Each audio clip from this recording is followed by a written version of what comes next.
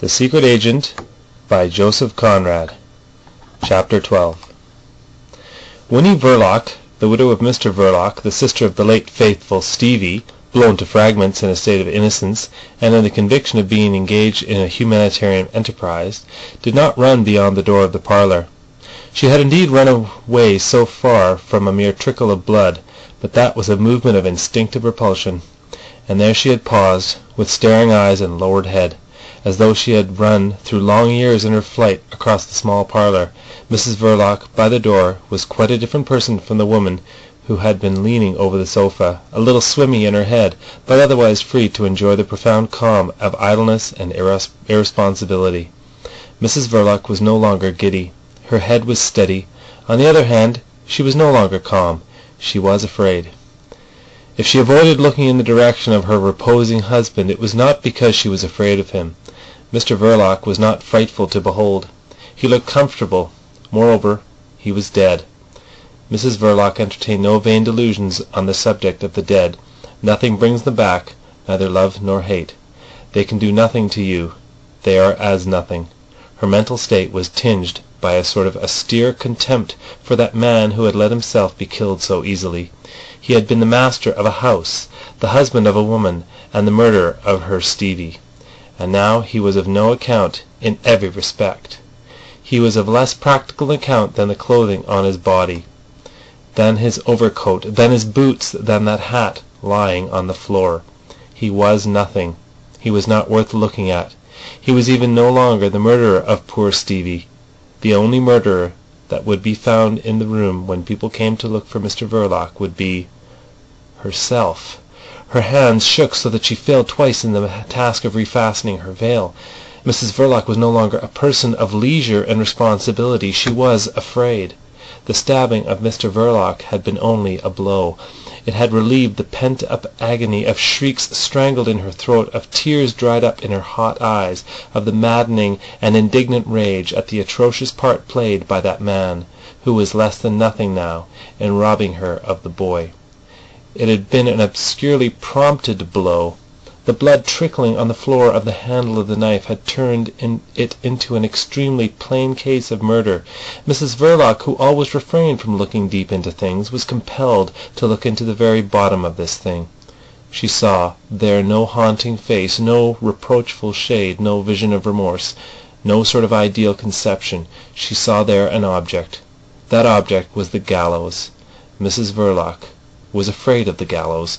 She was terrified of them ideally. Having never set eyes on that last argument of men's justice except in illustrative woodcuts to a certain type of tales, she first saw them erect against a black and stormy background, festooned with chains and human bones, circled about by birds that peck at dead men's eyes. This was frightful enough, but Mrs. Verloc, though not a well-informed woman, had a sufficient knowledge of the institutions of her country to know that gallows are no longer erected romantically on the banks of dismal rivers, or on windswept headlands, but in the yards of jails. There, within four high walls, as if into a pit, at dawn of day the murderer was brought out to be executed, with a horrible quietness, and, as the reports in the newspaper always said, in the presence of authorities, with her eyes staring on the floor, her nostrils quivering with anguish and shame. She imagined herself all alone amongst a lot of strange gentlemen in silk hats, who were calmly proceeding about the business of hanging her by the neck. That! Never! Never! And how was it done? The impossibility of imagining the details of such quiet execution added something maddening to her abstract terror.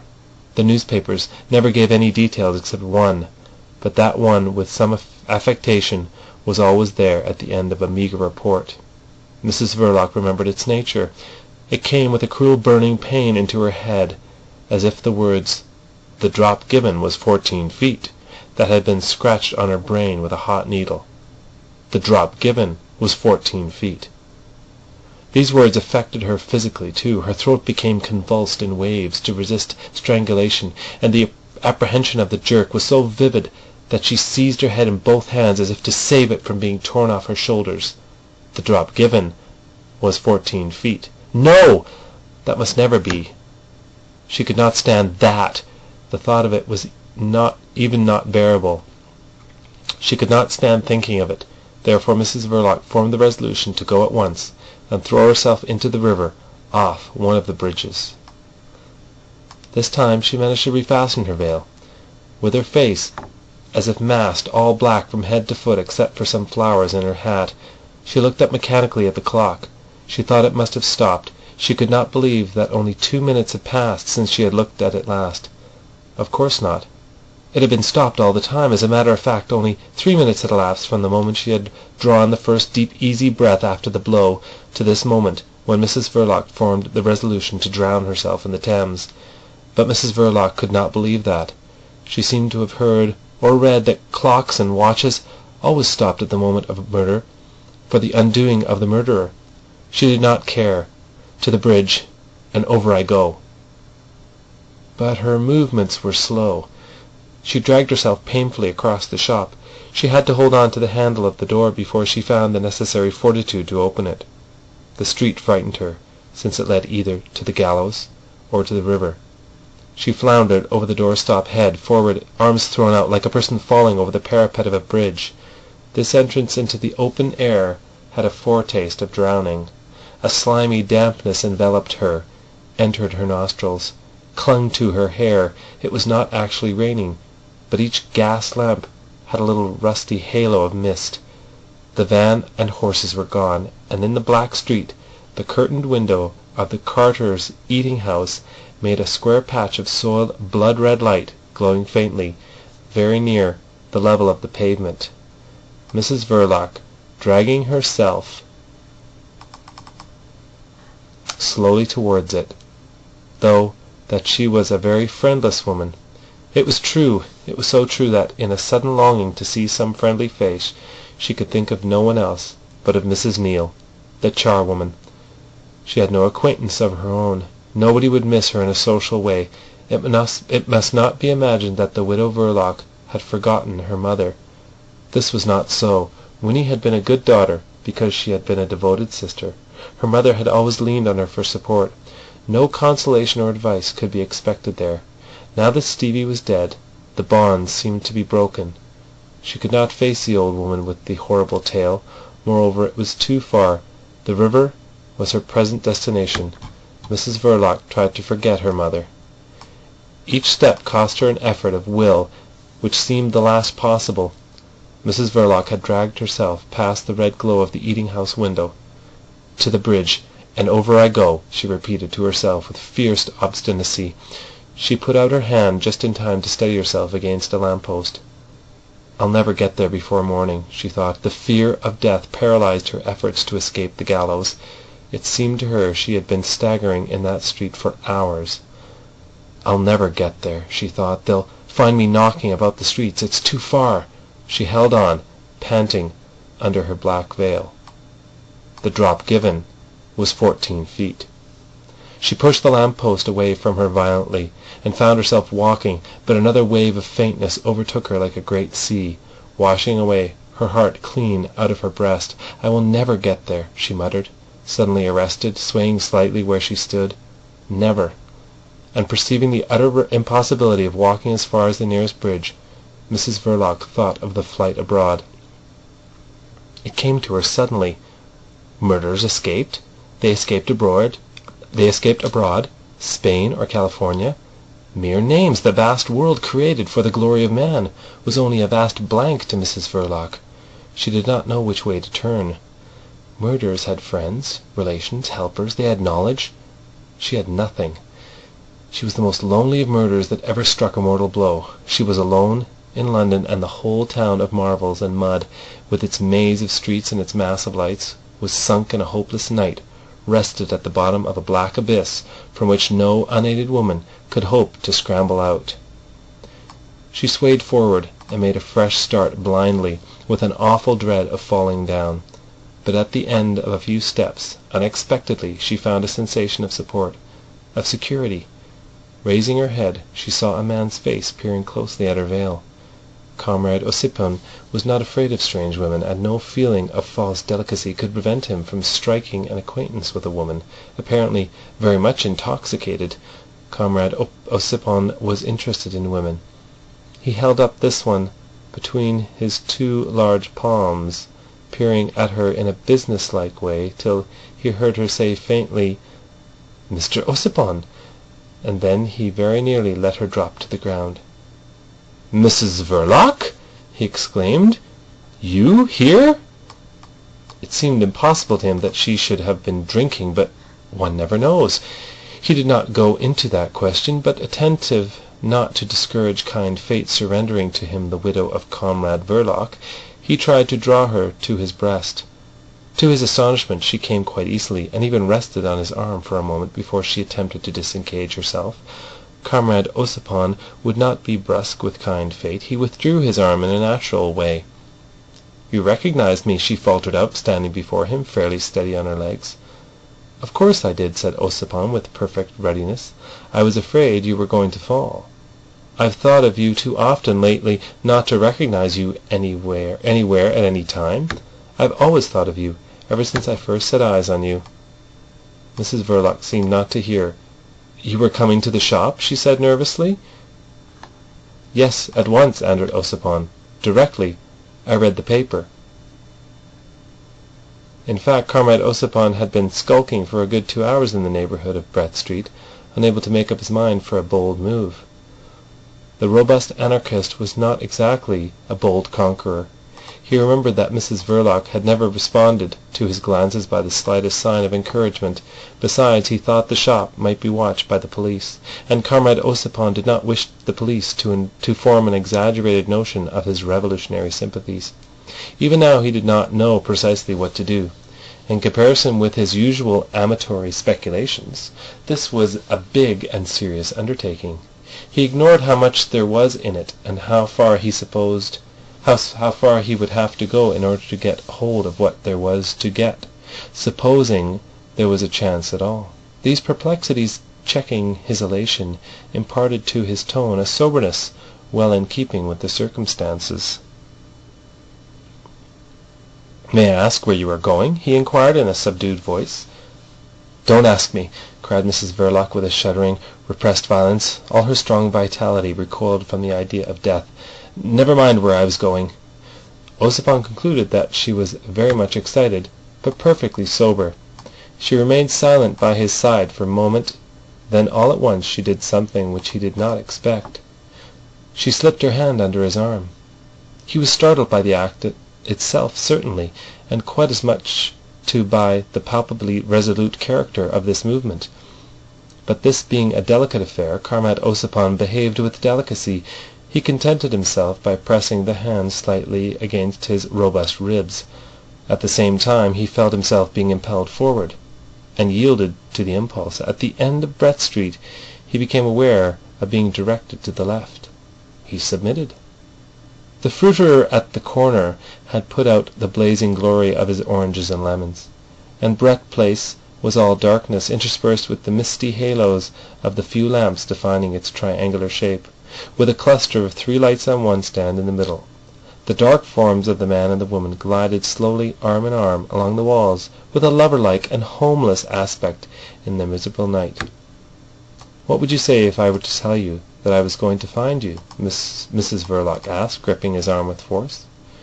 "I would say that you couldn't find anyone more ready to help you in your trouble," answered Ossipon, with a notion of making tremendous headway. In fact, the progress of his delicate affair was almost taking his breath away. "In my trouble," Mrs Verloc repeated slowly. "Yes. And do you know what my trouble is?" she whispered with strange intensity. 10 minutes after seeing the evening paper, explained Ossipon with ardour. "I met a fellow whom you may have seen once or twice at the shop, perhaps, and I had a talk with him which left no doubt whatever in my mind. Then I started for here, wondering whether I've been fond of you beyond words ever since I set eyes on your face," he cried, as if unable to command his feelings. Comrade Ossipon assumed correctly that no woman was capable of wholly disbelieving such a statement, but he did not know that Mrs Verloc accepted it with all the fierceness the instinct of self-preservation puts into the grip of a drowning person. To the widow of Mr Verloc the robust anarchist was like a radiant messenger of life. They walked slowly in step. "I thought so," Mrs Verloc murmured faintly. "You've read it in my eyes," suggested Ossipon with great assurance. "Yes," she breathed out into his inclined ear. "A love like mine could not be concealed from a woman like you," he went on, trying to detach his mind from material considerations such as the business value of the shop and the amount of money Mr Verloc might have left in the bank. He applied himself to the sentimental side of the affair. In his heart of hearts he was a little shocked at his success. Verloc had been a good fellow and certainly a very decent husband as far as one could see. However, Comrade Ossipon was not going to quarrel with his luck for the sake of a dead man. Resolutely he suppressed his sympathy for the ghost of Comrade Verloc, and went on. "I could not conceal it. I was too full of you. I dare say you could not help seeing it in my eyes. But I could not guess it. You were always so distant." "What else did you expect?" burst out Mrs Verloc. "I was a respectable woman." She paused, then added, as if speaking to herself in sinister resentment, "Till he made me what I am." Ossipon let that pass and took up his running. "He never did seem to me to be quite worthy of you," he began, throwing loyalty to the winds. "You were worthy of a better fate." Mrs Verloc interrupted bitterly. "Better fate? He cheated me out of 7 years of life." "You seemed to live so happily with him." Ossipon tried to exculpate the lukewarmness of his past conduct. "It's that what's made me timid. You seemed to love him. I was surprised and jealous," he added.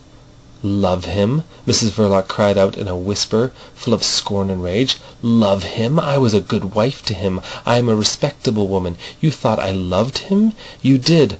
Look here, Tom." The sound of this name thrilled Comrade Ossipon with pride, for his name was Alexander, and he was called Tom by arrangement with the most familiar of his intimates. It was a name of friendship, of moments of expansion. He had no idea that she had ever heard it used by anybody. It was apparent that she had not only caught it, but had treasured it in her memory, perhaps in her heart. "Look here, Tom. I was a young girl. I was done up. I was tired. I had 2 people depending on what I could do, and it did seem as if I couldn't do any more. 2 people, mother and the boy. He was much more mine than mother's. I sat up nights and nights with him on my lap, all alone upstairs, when I wasn't more than 8 years old myself. And then he was mine.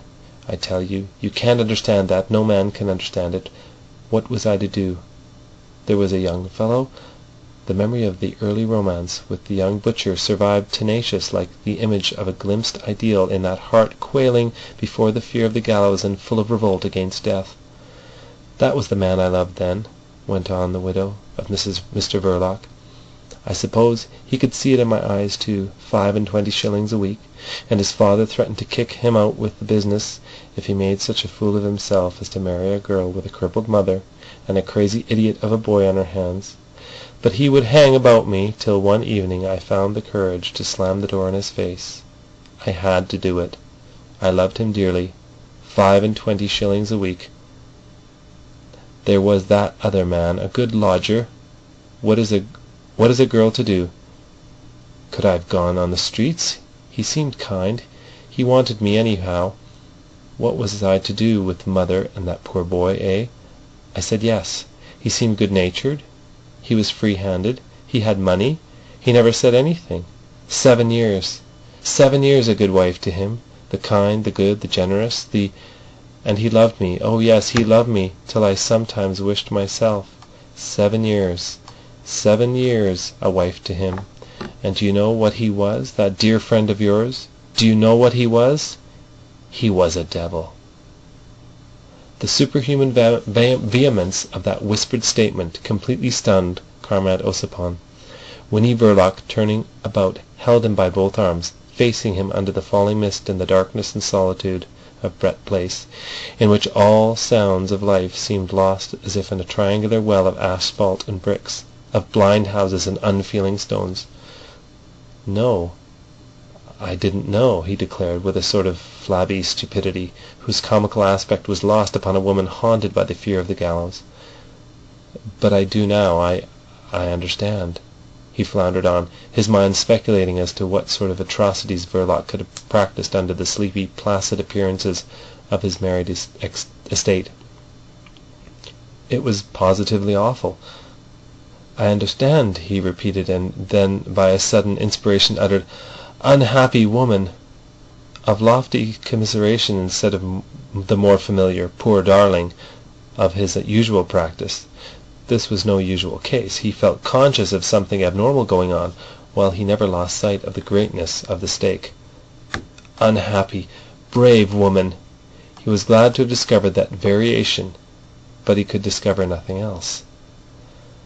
"Ah, but he is dead now," was the best he could do, and he put a remarkable amount of animosity into his guarded exclamation. Mrs Verloc caught at his arm with a sort of frenzy. "You guessed then he was dead?" she murmured, as if beside herself. You guessed what I had to do? Had to?" There were suggestions of triumph, relief, gratitude in the indefinable tone of these words. It engrossed the whole attention of Ossipon to the detriment of mere literal sense. He wondered what was up with her, why she had worked herself into this state of wild excitement. He even began to wonder whether the hidden causes of that Greenwich Park affair did not lie deep in the unhappy circumstances of the Verlocs' married life. He went so far as to suspect Mr Verloc of having selected that extraordinary manner of committing suicide. By Jove, that would account for the utter inanity and wrong-headedness of the thing. No anarchist manifestation was required by the circumstances. Quite the contrary, and Verloc was as well aware of that as any other revolutionist of his standing. What an immense joke if Verloc had simply made fools of the whole of Europe, of the revolutionary world, of the police, of the press, and of the cocksure professor as well. Indeed, thought Ossipon in astonishment, it seemed almost certain that he did. Poor beggar! It struck him as very possible that the household of two it wasn't precisely the man who was the devil. Alexander Ossipon, nicknamed the Doctor, was naturally inclined to think indulgently of his men friends. He eyed Mrs Verloc hanging on his arm. Of his women friends he thought in a specially practical way. Why Mrs Verloc should exclaim at his knowledge of Mr Verloc's death, which was no guess at all, did not disturb him beyond measure. They often talked like lunatics, but he was curious to know how she had been informed. The papers could tell her nothing beyond the mere fact, the man blown to pieces in Greenwich Park not having been identified. It was inconceivable on any theory that Verloc should have given her an inkling of his intention, whatever it was. This problem interested Comrade Ossipon immensely. He stopped short. They had gone then along the three sides of Brett Place, and were near the end of Brett Street again. "How did you first come to hear of it?" he asked in a tone he tried to render appropriate to the character of the revelations which had been made to him by the woman at his side. She shook violently for a while before she answered in a listless voice. "From the police. A chief inspector came. Chief Inspector Heat, he said he was. He showed me—" Mrs Verloc choked. "Oh, Tom, they had to gather him up with a shovel." Her breast heaved with dry sobs. In a moment Ossipon found his tongue. "The police? Do you mean to say the police came already? The Chief Inspector Heat himself actually came to tell you?" "Yes," she confirmed in the same listless tone. "He came just like this. He came. I didn't know. He showed me a piece of overcoat, and just like that, do you know this? He says—" "Heat? Heat? And what did he do?" Mrs Verloc's head dropped. "Nothing. He did nothing. He went away. The police were on that man's side," she murmured tragically. "Another one came too." "Another? Another inspector, do you mean?" asked Ossipon in great excitement, and very much in the tone of a scared child. "I don't know. He came. He looked like a foreigner. He may have been one of them embassy people." Comrade Ossipon nearly collapsed under this new shock. "Embassy?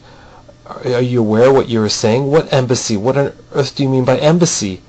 "It's that place in Chesham Square. The people he cursed so. I don't know. What does it matter?" "And that fellow, what did he say or do to you?" "I don't remember. Nothing. I don't care. Don't ask me," she pleaded in a weary voice. "All right. I won't," assented Ossipon tenderly, and he meant it too. not because he was touched by the pathos of the pleading voice, but because he felt himself losing his footing in the depths of this tenebrous affair. Police? Embassy? Phew! For fear of adventuring his intelligences into ways where its natural lights might fail to guide it safely, he dismissed resolutely all suppositions, surmises and theories out of his mind. He had the woman there, absolutely flinging herself at him, and that was the principal consideration. But after what he had heard, nothing could astonish him any more. And when Mrs Verloc, as if startled suddenly out of a dream of safety, began to urge upon him wildly the necessity of an immediate flight on the Continent, he did not exclaim in the least. He simply said with unaffected regret that there was no train till the morning, and stood still, looking thoughtfully at her face, veiled in black net in the light of a gas pump veiled in a gauze of mist. Near him her black form merged into the night, like a figure half chiselled out of a block of black stone. It was impossible to say what she knew, how deep she was involved with policemen and embassies, but if she wanted to get away it was not for him to object. He was anxious to be off himself. He felt that the business, the shop so strangely familiar to the chief inspectors and members of foreign embassies, was not the place for him. That must be dropped. But there was the rest. These savings. The money. "You must hide me till morning, somewhere," she said in a dismayed voice. "Fact is, my dear, I can't take you where I live. I share the room with a friend." He was somewhat dismayed himself. In the morning the blessed Tex would be out in all stations, no doubt, and if they once got hold of her, for one reason or another, she would be lost to him indeed. "But you must. Don't you care for me at all? At all? What are you thinking of?" She said this violently, but she let her clasped hands fall in discouragement. There was a silence while the mist fell, and darkness reigned undisturbed over Brett Place. Not a soul, not even the vagabond, lawless, and amorous soul of a cat, came near the man and the woman facing each other. "It would be possible, perhaps, to find a safe lodging somewhere," Ossipon spoke at last. "But the truth is, my dear, I have not enough money to go and try with. Only a few pence. We revolutionists are not rich." He had 15 shillings in his pocket, he added. "And there's the journey before us, too. First thing in the morning at that." She did not move, made no sound, and Comrade Ossipon's heart sank a little. Apparently she had no suggestion to offer. Suddenly she clutched at her breast, as if she had felt a sharp pain there. "But I have," she gasped. "I have the money. I have enough money, Tom. Let us go from here." "How much have you got?" he inquired, without stirring to her tug, for he was a cautious man. "I have the money, I tell you. All the money." "What do you mean by it? All the money there was in the bank, or what?" he asked incredulously, but ready not to be surprised by anything in the way of luck. Yes, she said nervously. "All there was. I've it all." "How on earth did you manage to get hold of it already?" he marvelled. "He gave it to me," she murmured, suddenly subdued and trembling. Comrade Ossipon put down his rising surprise with a firm hand. "Why, then we are saved," he uttered slowly. She leaned forward and sank against his breast. He welcomed her there. She had all the money. Her hat was in the way of very marked effusion. Her veil, too. He was adequate in his manifestations, but no more. She received them without resistance, and without abandonment, passively, as if only half sensible. She freed herself from his lax embraces without difficulty. "You will save me, Tom?" she broke out, recoiling, but still keeping her hold on him by the 2 lapels of his damp coat. "Save me? Hide me? Don't let them have me. You must kill me first. I couldn't do it myself. I couldn't. Not even for what I am afraid of." She was confoundedly bizarre, he thought. She was beginning to inspire him with an indefinite uneasiness. He said surlily, for he was busy with important thoughts, "What the devil are you afraid of?" "Haven't you guessed what I was driven to do?" cried the woman, distracted by the vividness of her dreadful apprehensions, her head ringing with forceful words that kept the horror of her position before her mind. She had imagined her incoherence to be clearness itself. She had no conscience of How little she had audibly said in the disjointed phrases, completed only in her thought. She had felt the relief of a full confession, and she gave a special meaning to every sentence spoken by Comrade Ossipon, whose knowledge did not in the least resemble her own. "Haven't you guessed what I was driven to do?" Her voice fell. "You needn't be long in guessing then what I am afraid of," she continued in a bitter and sombre murmur. "I won't have it. I won't. You must promise to kill me first." She shook the lapels of his coat. "It must never be." He assured her curtly that no promises on his part were necessary, but he took good care not to contradict her in set terms, because he had had much to do with excited women, and he was inclined, in general, to let his experience guide his conduct in preference to applying his sagacity to each special case. His sagacity in this case was busy in other directions. Women's words fell into water, but the shortcomings of time-tables remained. The insular nature of Great Britain obtruded itself upon his notice in an odious form. Might just as well be put under lock and key every night, he thought irritably, as nonplussed as though he had a wall to scale, with a woman on his back. Suddenly he slapped his forehead. He had a dint of cudgelling his brains just thought of the Southampton St. Malo service. The boat left about midnight. There was a train at 10:30. He became cheery and ready to act. "From Waterloo. Plenty of time." "We are all right after all. What's the matter now? This isn't the way," he protested. Mrs Verloc, having hooked her arm into his, was trying to drag him into Brett Street again. "I forgot to shut the shop door as I went out," she whispered, terribly agitated. The shop and all that was in it had ceased to interest Comrade Ossipon. He knew how to limit his desires. He was on the point of saying, "What of that? Let it be," but he refrained. He disliked argument about trifles. He even mended his pace considerably on the thought that she might have left the money in the drawer, but his willingness lagged behind her feverish impatience. The shop seemed to be quite dark at first. The door stood ajar. Mrs Verloc, leaning against the front, gasped out, "Nobody has been in. Look! The light in the parlour." Ossipon, stretching his head forward, saw a faint gleam in the darkness of the shop. "There is," he said. "I forgot it." Mrs Verloc's voice came from behind her veil faintly, and as he stood waiting for her to enter first, she said louder, "Go in and put it out, or I'll go mad." He made no immediate objection to this proposal, so strangely motivated. "Where's all that money?" he asked. "On me.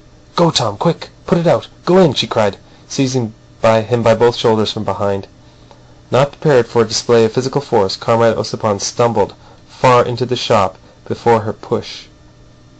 He was astonished at the strength of the woman and scandalised by her proceedings, but he did not retrace his steps in order to remonstrate with her severely in the street. He was beginning to be disagreeably impressed by her fantastic behaviour. Moreover, this or never was the time to humour the woman. Comrade Ossipon avoided easily the end of the counter, and approached calmly the glazed door of the parlour. The curtain over the panes being drawn back a little, he, by a very natural impulse, looked in just as he made ready to turn the handle. He looked in without a thought, without intention, without curiosity of any sort. He looked in because he could not help looking in. He looked in and discovered Mr Verloc reposing quietly on the sofa. A yell coming from the innermost depths of his chest died out unheard and transformed into a sort of greasy, sickly taste on his lips. At the same time the mental personality of Comrade Ossipon executed a frantic leap backward, but his body, left thus without intellectual guidance, held on to the door-handle with the unthinking force of an instinct. The robust anarchist did not even totter, and he stared, his face close to the glass, his eyes protruding out of his head. He would have given anything to get away, but his returning reason informed him that it would not do to let go the door handle. What was it? Madness, a nightmare, or a trap into which he had been decoyed with fiendish artfulness? Why, what for, he did not know. Without any sense of guilt in his breast, in the full peace of his conscience, as far as these people were concerned, the idea that he would be murdered for mysterious reasons by the couple Verloc passed not so much across his mind as across the pit of his stomach, and went out, leaving behind a trail of sickly faintness and indisposition. Comrade Ossipon did not feel very well in a very special way for a moment, a long moment, and he stared. Mr Verloc lay very still meanwhile, simulating sleep for reasons of his own, while that savage woman of his was guarding the door, invisible and silent in the dark and deserted street. Was all this some sort of terrifying arrangement invented by the police for his special benefit? His modesty shrank from that explanation. But the true sense of the scene he was beholding came to Ossipon through the contemplation of the hat. It seemed an extraordinary thing, an ominous object, a sign. Black and rim upward it lay on the floor before the couch, as if prepared to receive the contributions of pence from people who would come presently to behold Mr Verloc in the fullness of his domestic ease reposing on a sofa. From the hat the eyes of the robust anarchist wandered to the displaced table, gazed at the broken dish for a time, received a kind of optical shock from observing a white gleam under the imperfectly closed eyelids of the man on the couch. Mr Verloc did not seem so much asleep now as lying down with a bent head and looking insistently at his left breast. And when Comrade Ossipon had made out the handle of the knife, he turned away from the glazed door and retched violently. The crash of the street door flung to made his very soul leap in a panic. This house, with its harmless tenant, could still be made a trap of a terrible kind. Comrade Ossipon had no settled conception now of what was happening to him. Catching his thigh against the end of the counter, he spun round, staggered with a cry of pain, felt in the distracting clatter of the bell his arms pinned to his side by a convulsive hug, while the cold lips of a woman moved creepily on his very ear to form the words, "Policeman! He has seen me!" He ceased to struggle. She never let him go. Her hands had locked themselves with an inseparable twist of fingers on his robust back. While the footsteps approached, they breathed quickly, breast to breast, with hard laboured breaths, as if theirs had been the attitude of a deadly struggle, while in fact it was the attitude of deadly fear. And the time was long. The constable on the beat had in truth seen something of Mrs Verloc, only coming from the lighted thoroughfare at the other end of Brett Street. She had been no more to him than a flutter in the darkness, and he was not even quite sure that there had been a flutter. He had no reason to hurry up. On coming abreast of the shop, he observed that it had been closed early. There was nothing very unusual in that. The men on duty had special instructions about that shop. What went on about there was not to be meddled with unless absolutely disorderly, but any observation made were to be reported. There were no observations to make, but from a sense of duty, and for the peace of his conscience, owing also to that doubtful flutter in the darkness, the constable crossed the road and tried the door. The spring latch, whose key was reposing for ever off duty in the late Mr Verloc's waistcoat pocket, held as well as usual. While the conscientious officer was shaking the handle, Ossipon felt the cold lips of the woman stirring again creepily against his very ear. "If he comes in, kill me. Kill me, Tom." The constable moved away, flashing as he passed the light of his dark lantern, merely for form's sake, at the shop window. For a moment longer The man and the woman inside stood motionless, panting, breast to breast. Then her fingers came unlocked, her arms fell by her side slowly. Ossipon leaned against the counter. The robust anarchist was supported badly. This was awful. He was almost too disgusted for speech, yet he managed to utter a plaintive thought, showing at least that he realized his position. "Only a couple of minutes later, and you'd have made me blunder against the fellow poking about there with his damned dark lantern."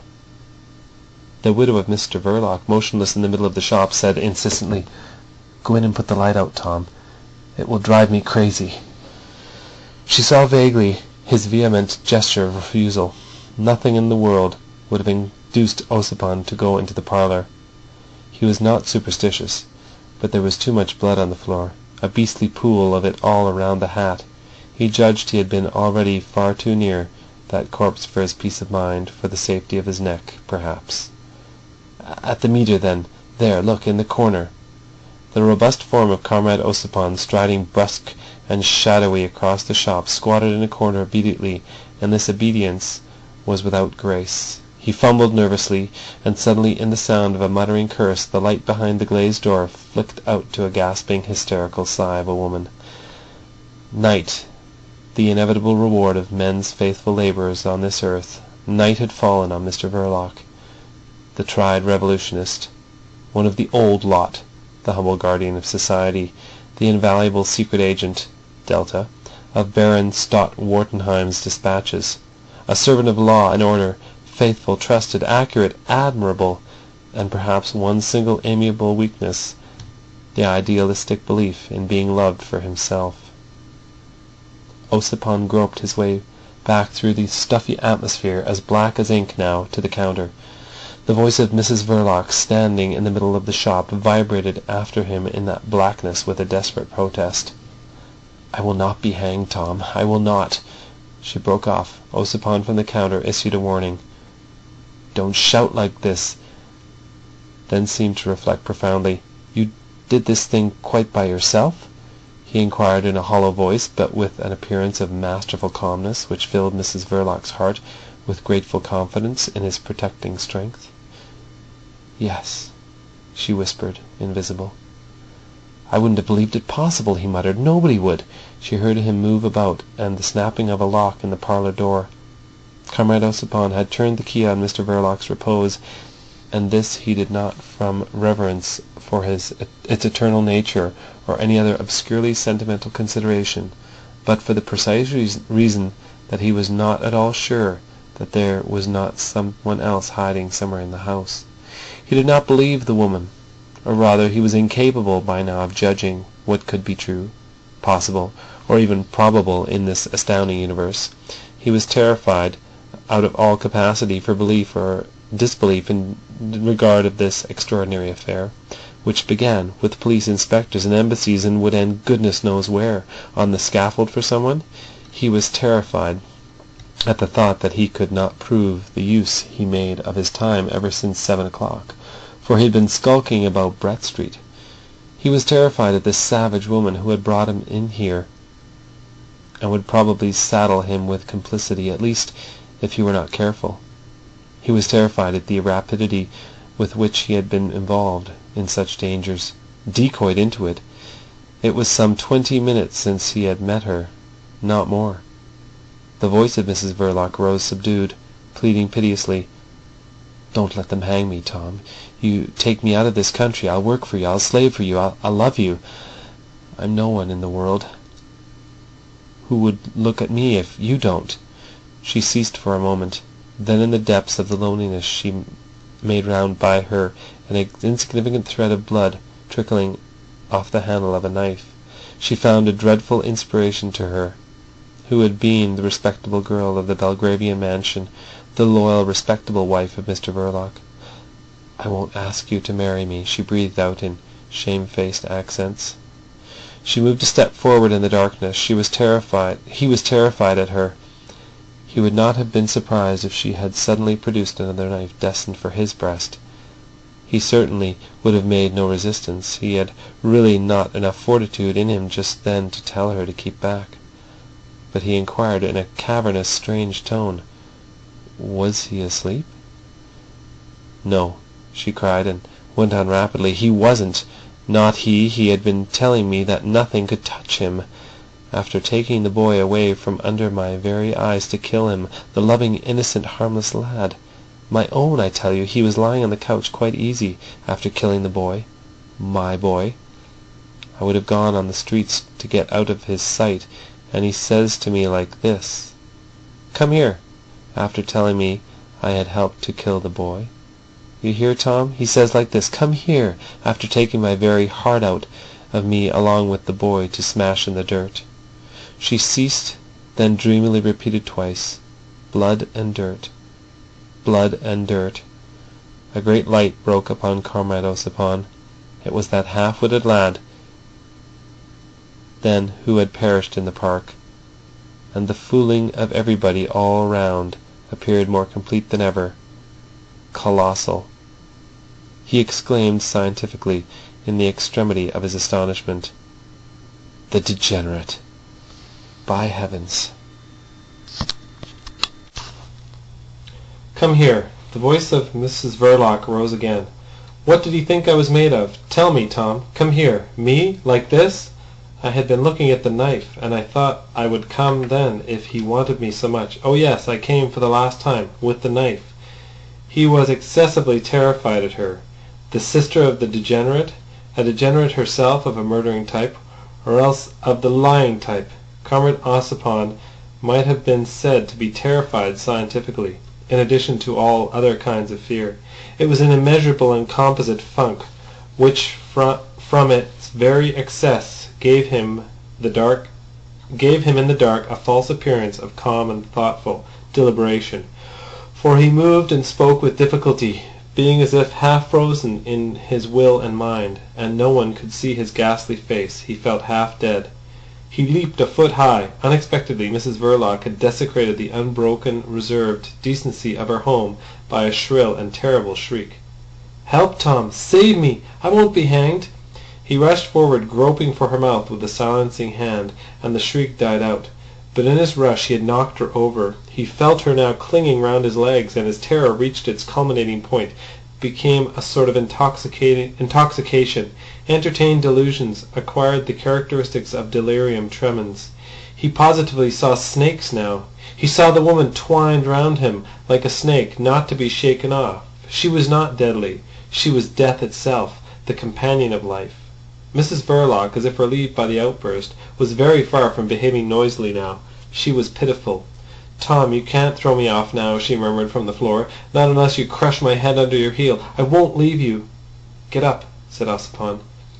His face was so pale as to be quite visible in the profound black darkness of the shop, while Mrs Verloc, veiled, had no face, almost no discernible form. The trembling of something small and white, a flower in her hat, marked her place, her movements.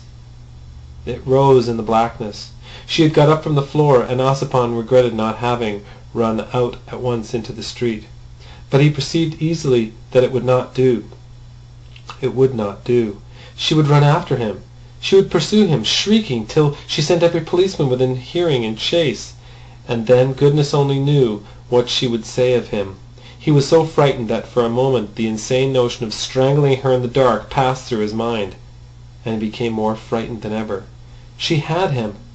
He saw himself living in abject terror in some obscure hamlet in Spain or Italy, till some fine morning they found him dead too, with a knife in his breast, like Mr Verloc.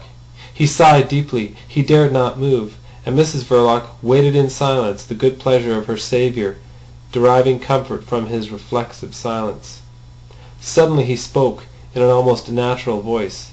His reflections had come to an end. "Let's get out, or we will lose the train." "Where are we going to, Tom?" she asked timidly. Mrs Verloc was no longer a free woman. "Let's get to Paris first, the best way we can. Get out first and see if the way's clear." She obeyed. Her voice became subdued through the cautiously opened door. "It's all right." Ossipon came out, notwithstanding his endeavours to be gentle. The cracked bell clattered behind the closed door in the empty shop, as if trying in vain to warn the reposing Mr Verloc of the final departure of his wife, accompanied by his friend. In the hansom they presently picked up. The robust anarchist became explanatory. He was still awfully pale, with eyes that seemed to have sunk a whole half-inch into his tense face, but he seemed to have thought of everything with an extraordinary method. "When we arrive," he discoursed in a queer monotonous tone, "you must go into the station ahead of me, as if we did not know each other. I will take the tickets and slip in yours. You slip in yours into your hand as I pass you. Then you will go into the first-class ladies' waiting room and sit there till 10 minutes before the train starts. Then you come out. I will be outside. You go in first on the platform as if you do not know me. There may be eyes watching there that know what's what. Alone, you are only a woman going off by train. I am known. With me, you may be guessed at as Mrs Verloc running away. Do you understand, my dear?" he added with an effort. "Yes," said Mrs Verloc, sitting there against him in the hansom, all rigid with the dread of the gallows and the fear of death. "Yes, Tom." And she added to herself like an awful refrain, "The drop given was 14 feet." Ossipon, not looking at her, and with a face like a fresh plaster cast of himself after a wasting illness, said, "By the by, I ought to have the money for the tickets now." Mrs Verloc, undoing some hooks of her bodice, while she went on staring ahead beyond the splashboard, handed him the new pigskin pocket-book. He received it without a word, and seemed to plunge it deep somewhere into his very breast. Then he slapped his coat on the outside. All this was done without the exchange of a single glance. They were like two people looking out for the first sight of a desired goal. It was not till the hansom swung around the corner and towards the bridge that Ossipon opened his lips again. "Do you know how much money there is in that thing?" he asked, as if addressing slowly some hobgoblin sitting between the ears of the horse. "No," said Mrs Verloc. "He gave it to me. I didn't count. I thought nothing of it at the time. Afterwards—" She moved her hand a little. It was so expressive, that little movement of that hand which had struck the deadly blow into the man's heart less than an hour before, that Ossipon could not repress a shudder. He exaggerated it then purposely, and muttered, "I am cold. I got chilled through." Mrs Verloc looked straight ahead at the perspective of her escape. Now and then, like a sable streamer blown across a road, the words, "The drop given was 14 feet," got in the way of her tense stare. Through her black veil the whites of her big eyes gleamed lustrously like the eyes of a masked woman. Ossipon's rigidity had something businesslike, a queer official expression. He was heard again all of a sudden, as though he had released a catch in order to speak. "Look here. Do you know whether he kept his account at the bank in his own name or in some other name?" Mrs Verloc turned upon him her masked face and the big white gleam of her eyes. "Other name?" she said thoughtfully. "Be exact in what you say," Ossipon lectured in the swift motion of the hansom. "It's extremely important. I will explain to you. The bank has the numbers of these notes. If they were paid to him in his own name, and when his death becomes known, the notes may serve to track us, since we have no other money. You have no other money on you?" She shook her head negatively. "None whatever?" he insisted. "A few coppers." "It would be dangerous in that case. The money would have then to be dealt specially with, very specially. We'd have perhaps to lose more than half the amount in order to get these notes changed in a certain safe place I know of in Paris. In the other case, I mean, if he had his account and got paid out under some other name, say Smith for instance, the money is perfectly safe to us. You understand? The bank has no means of knowing that Mr Verloc and, say, Smith are one and the same person. Do you see how important it is that you should make no mistake in answering me? Can you answer that query at all? Perhaps not, eh?" She said composedly, "I remember now. He didn't bank in his own name. He told me once that it was on deposit in the name of Prozor." "You're sure?" "Certain." "You don't think the bank had any knowledge of his real name, or anybody in the bank?" She shrugged her shoulders. "How can I know? Is it likely, Tom?" "No, I suppose it's not likely. It would have been more comfortable to know. Here we are. Get out first and walk straight in. Move smartly." He remained behind, and paid the cabman out of his own loose silver. The programme, traced by his minute foresight, was carried out.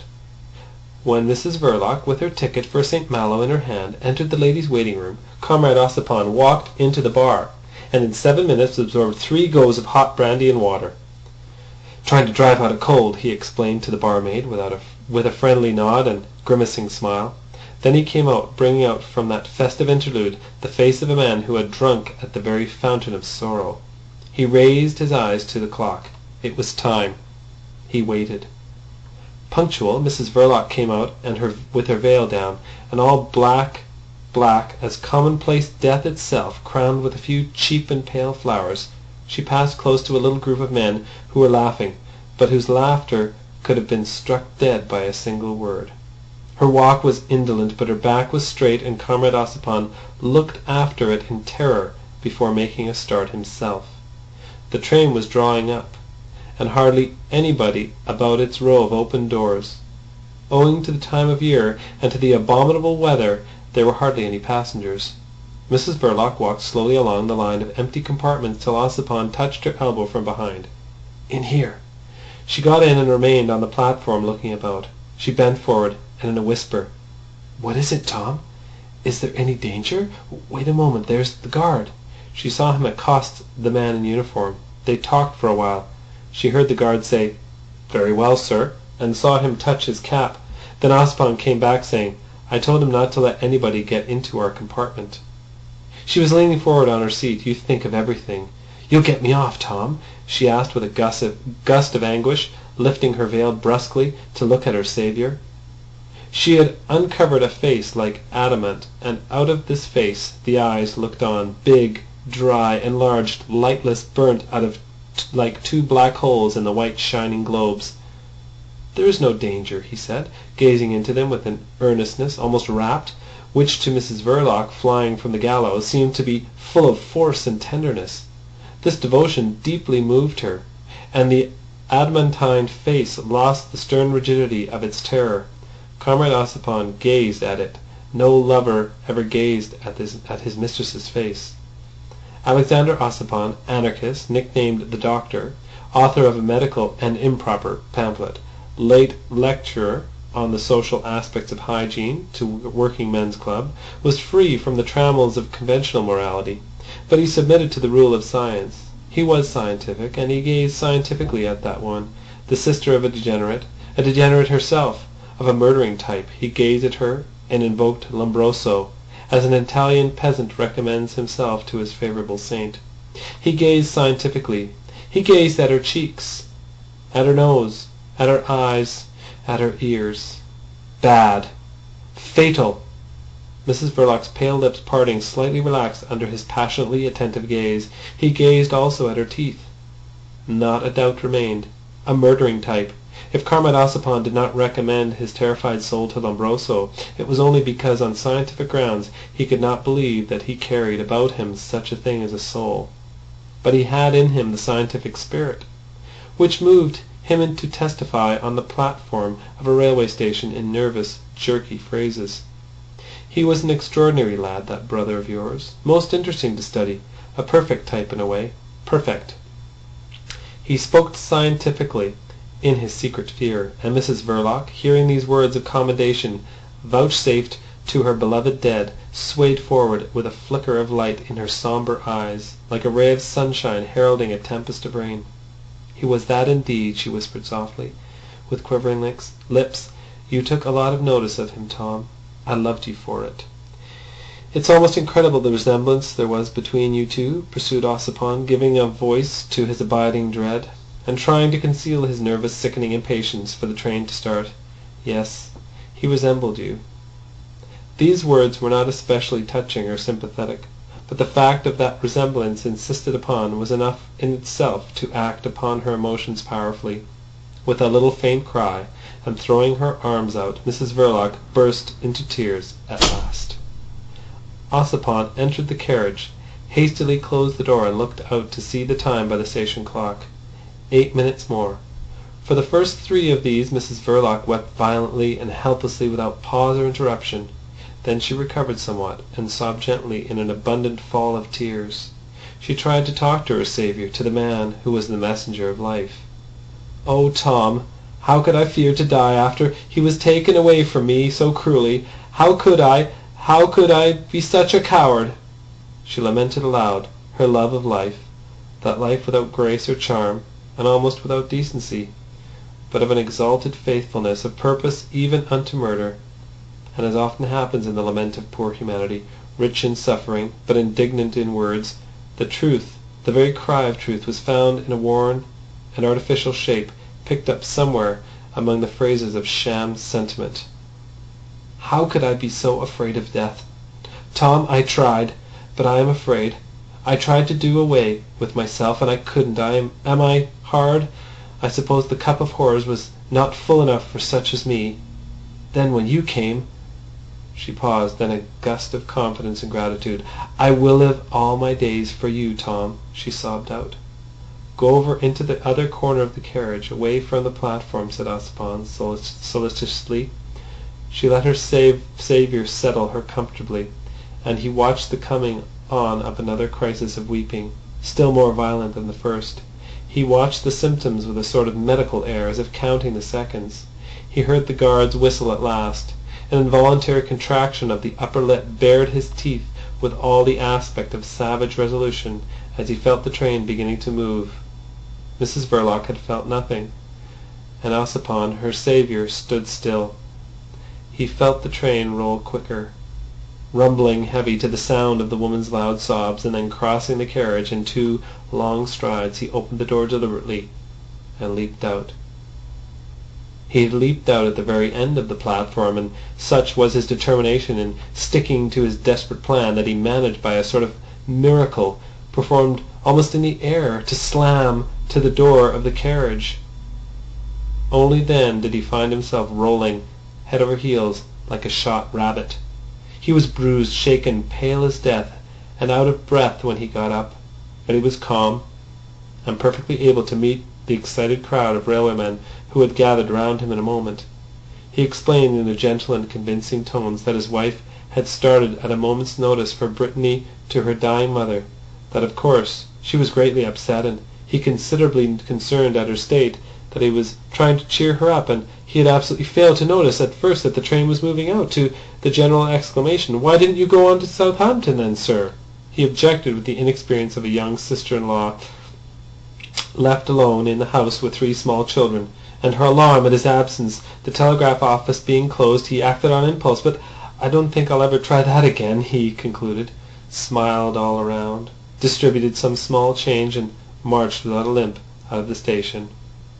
Outside, Comrade Ossipon, flush of safe bank-notes as never before in his life, refused the offer of a cab. "I can walk," he said, with a little friendly laugh to the civil driver. He could walk. He walked. He crossed the bridge. Later, on the towers of the Abbey, saw in their massive immobility the yellow bush of his hair passing under the lamps. The lights of Victoria saw him too, and Sloane Square, and the railings of the park, and Comrade Ossipon once more found himself on a bridge. The river, a sinister marvel of still shadows and flowing gleams mingling below in a black silence, arrested his attention. He stood looking over the parapet for the first time. The clock tower boomed a brazen blast above his drooping head. He looked up at the dial. 12:30 of a wild night in the Channel. And again Comrade Ossipon walked. His robust form was seen that night on distant parts of the enormous town, slumbering monstrously on a carpet of mud under a veil of raw mist.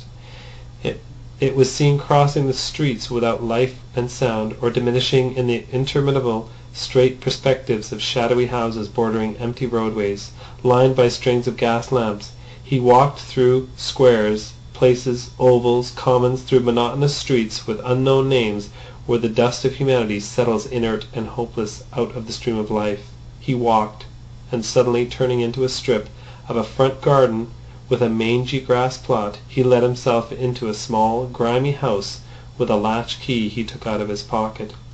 He threw himself down on his bed, all dressed, and lay still for a whole quarter of an hour.